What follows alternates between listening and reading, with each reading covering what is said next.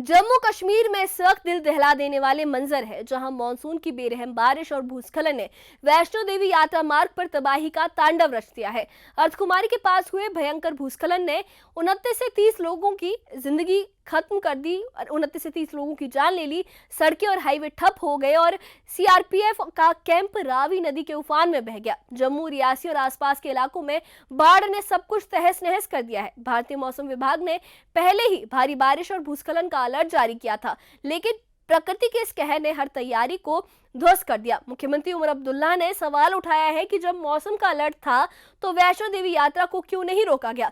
इस आपदा ने न सिर्फ जान माल का नुकसान किया है, बल्कि हजारों श्रद्धालुओं और स्थानीय लोगों की जिंदगी को मुश्किल में डाल दिया है।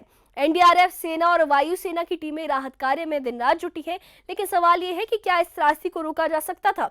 आइए इस खास रिपोर्ट में देखते हैं कि जम्मू कश्मीर में यह आपदा कैसे आई और प्रशासन इसे संभालने के लिए क्या कदम उठा रहा है और इस पे सीएम उमर अब्दुल्ला ने क्या कहा है। देखिए खास रिपोर्ट।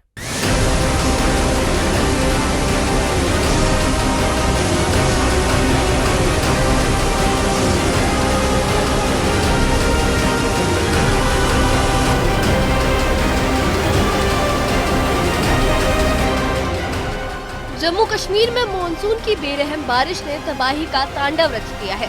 वैष्णो देवी यात्रा मार्ग पर अर्धकुमारी के पास भारी भूस्खलन ने 29 से 30 लोगों की जान ले ली। भारी बारिश ने नदियों को उफान पर ला दिया, जिससे जम्मू, रियासी और बाकी इलाकों में बाढ़ की स्थिति बन गई। भारतीय मौसम विभाग ने पहले ही भारी बारिश और भूस्खलन का अलर्ट जारी किया था, लेकिन हालात ने विकराल रूप ले लिया। जम्मू पहुंचे मुख्यमंत्री उमर अब्दुल्ला ने भगवती नगर में जम्मू पठानकोट हाईवे का दौरा किया, जहां कल एक पुल धंस गया था। उन्होंने वैष्णो देवी यात्रा मार्ग पर हुए भूस्खलन पर सवाल उठाया और कहा कि अगर मौसम का अलर्ट था तो यात्रा क्यों नहीं रोकी गई। सीएम ने बताया कि हादसे में 29 से 30 लोगों की मौत हुई है और इसकी वजह पर बाद में चर्चा होगी। जब हमें मौसम के बारे में पता था तो क्या हम और इकदाम नहीं उठा सकते थे कि उन कीमती जानों को हम बचाएं। ये मौसम के खराब होने का जो खबर, जो हमें वार्निंग दी गई थी, ये कुछ दिन पहले हमें आई थी।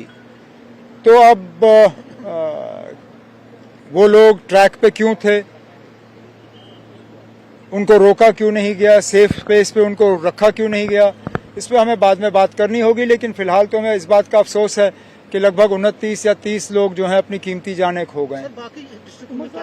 कुछ जिलों में हालत तो थोड़ी खराब ही रही, खासकर जो निचले हमारे जिले हैं, सांबा है, कठुआ का निचला इलाका है, जम्मू, डोडा किश्तवाड़ में चिनाब के किनारे, कुछ जिलों में हम लगभग इतना जितना नुकसान हो सकता था नहीं हुआ।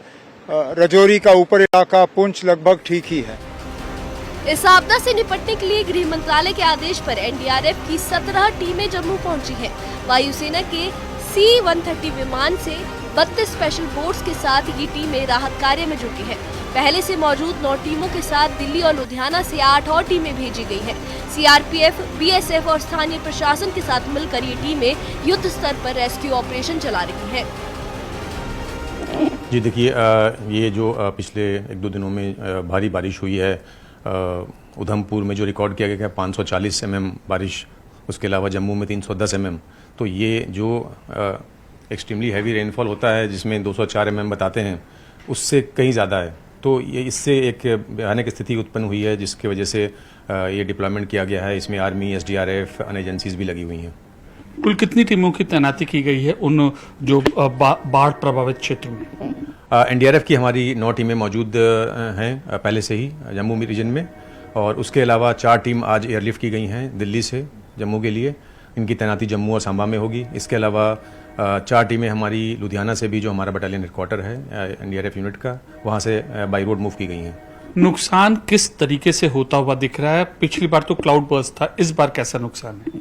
देखिए, इस बार कई जो दुर्गम क्षेत्र हैं, बॉर्डर एरियाज़ हैं, वहाँ पर भी भारी पानी का जमावड़ा हुआ है, जिससे बीओपी वगैरह में पानी आ गया। तो हमारे पास उनके भी जो बीएसएफ हैं, वहाँ पर बॉर्डर पोस्ट हैं, उनके तरफ से रिक्वेस्ट आया इवैक्यूएशन के लिए। तो ये एक नया ट्रेंड था, जिसमें फ़ौरन रेस्पॉन्ड करना पड़ा एनडीआरएफ को। सांबा में ऐसी स्थिति उत्पन्न हुई है, अखनूर में उत्पन्न हुई है, और जो रहायशी इलाका है जम्मू सिटी का, वो भी बाधित हुआ है। प्रधानमंत्री नरेंद्र मोदी ने भी ट्वीट कर दुख जताया और कहा कि वैष्णो देवी यात्रा मार्ग पर भूस्खलन से हुई मौतें दुखद है। मेरी संवेदनाएं पीड़ित परिवारों के साथ है। प्रशासन प्रभावितों की मदद कर रहा है। मुख्यमंत्री उमर अब्दुल्ला ने भगवती नगर में जम्मू पठानकोट का दौरा किया, जहां पुल धंस गया था। ये पुल, और मैं भी डिविजनल कमिश्नर साहब से कह रहा था कि मुझे अच्छी तरह याद है, ठीक 2014 में इसी कोने पे इस पुल को नुकसान हो गया था। अब जाहिर सी बात है कि इस कोने में कुछ ऐसा खतरा है जिसको हम सही तरीके से समझ नहीं पाए।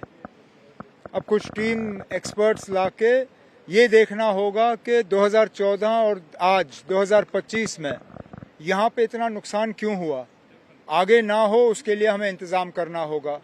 और फिर जो यहाँ पे मकान हैं, दरिया के किनारे हैं, बार बार बारिश होगी, इन लोगों को खतरा होगा, इनका कुछ ना कुछ हमें इलाज करना होगा। वो हम बाद में ये फौरी तौर जो हालात हैं इनसे हम निपट लें, उसके बाद इनका नए सिरे से देखना पड़ेगा। अच्छी बात तो सिर्फ इतनी है कि बारिश जो है, बारिश में कमी आ गई है और राहत का काम जो है उसमें अब तेज़ी आई है। मैंने अभी फौरी तौर आपके सामने टेलीफोन पे वज़ीर आज़म साहब से बात की, उन्हें हालात के बारे में बाखबर किया और जो NDRF की टीमें एयरपोर्ट पे तैनात हैं उनके लिए उनका शुक्रिया किया और उन्होंने मुझे यकीन दिलाया कि जम्मू कश्मीर को और यहाँ के लोगों को जितनी भी मदद की ज़रूरत होगी, मरकज़ की हुकूमत के तरफ से तमाम मदद जो है वो हमें हासिल होगा। सीएम उमर अब्दुल्ला ने पीएम मोदी से फोन पर हालात की जानकारी साझा की, जबकि उपराज्यपाल मनोज सिन्हा ने अधिकारियों को तुरंत राहत के निर्देश दिए हैं। दोपहर में क्लाउड बर्स्ट हुआ, यात्रा बंद थी, लेकिन अर्धकुंवारी के आसपास क्लाउड बर्स्ट में काफ़ी लोग उस तेज पानी के बहाव में बह गए। अनेक बहुमूल्य जाने गई हैं और काफ़ी लोग घायल भी थे। अभी मैं घायलों से मिलकर के आ रहा हूँ। 13 लोग यहाँ अस्पताल में हैं, सभी स्टेबल हैं। जो बेस्ट पॉसिबल ट्रीटमेंट है वो किया जा रहा है। जिनकी दुखद मौत हो गई है उनमें से काफ़ी को आइडेंटिफाई कर लिया गया है और उनको घर भेजने का इंतज़ाम श्राइन बोर्ड और प्रशासन मिलकर कर रहा है। मौत का कोई मुआवजा नहीं होता है, लेकिन श्राइन बोर्ड की एक पॉलिसी है 5 लाख रुपए जिसकी भी दुर्घटना में मौत होती है उसे श्राइन बोर्ड देता है। जम्मू कश्मीर में ये आपदा प्रकृति की बेरुखी का सबक है। राहत और बचाव कार्य जोरों पर है। फिलहाल प्रशासन और राहत टीमें हर संभव कोशिश में जुटी है ताकि जानमाल का और नुकसान न हो। Bureau report, news 18। Jammu Kashmir में माता वैष्णो देवी यात्रा मार्ग पर हुए इस हादसे ने हर किसी का दिल दहला दिया है। मानसून की बेरुखी ने 29 से 30 जिंदगियों को छीन लिया है और बाढ़ ने जम्मू के कई हिस्सों को तबाह कर दिया है। लेकिन इस मुश्किल घड़ी में इंसानियत और एकजुटता की मिसाल भी सामने आ रही है। NDRF की 17 टीमें, सेना, वायुसेना और स्थानीय प्रशासन दिन रात राहत और बचाव के कार्य में जुटे हैं। अब तक 5000 से ज्यादा लोगों को सुरक्षित निकाला जा चुका है और गृह मंत्रालय 24 घंटे हालात पर नजर रख रहा है। मुख्यमंत्री उमर अब्दुल्ला और उपराज्यपाल मनोज सिन्हा के नेतृत्व में राहत के कार्य तेजी से चल रहे हैं ताकि लोग इस आपदा से उभर सके। प्रधानमंत्री नरेंद्र मोदी ने भी पीड़ित परिवारों के प्रति संवेदना जताई है और हर संभव मदद का भरोसा दिया है। ये आपदा हमें सबक दे रही है कि प्रकृति के सामने इतना इंसान जो है वो कितना बेबस हो सकता है, लेकिन सही समय पर सतर्कता और त्वरित कार्रवाई हमें बचा सकती है। प्रशासन की अपील है कि आप मौसम की चेतावनियों को गंभीरता से लें और सुरक्षित स्थानों पर रहें। जम्मू कश्मीर के लोगों के लिए इस वक्त ये दर्द से उबरने और उनकी जिंदगी को फिर से शुरू करने के लिए एक बहुत बड़ी चुनौती है, लेकिन प्रशासन लगातार इस सिचुएशन से निपटने के लिए काम कर रहा है। तो आप प्रशासन की एडवाइजरी का पालन करें और सुरक्षित स्थानों पर रहें। इससे जुड़े अपडेट्स के लिए और ऐसी ही खबरों के लिए हमारे चैनल के साथ बने रहिए। हमारे चैनल को सब्सक्राइब करिए। शुक्रिया।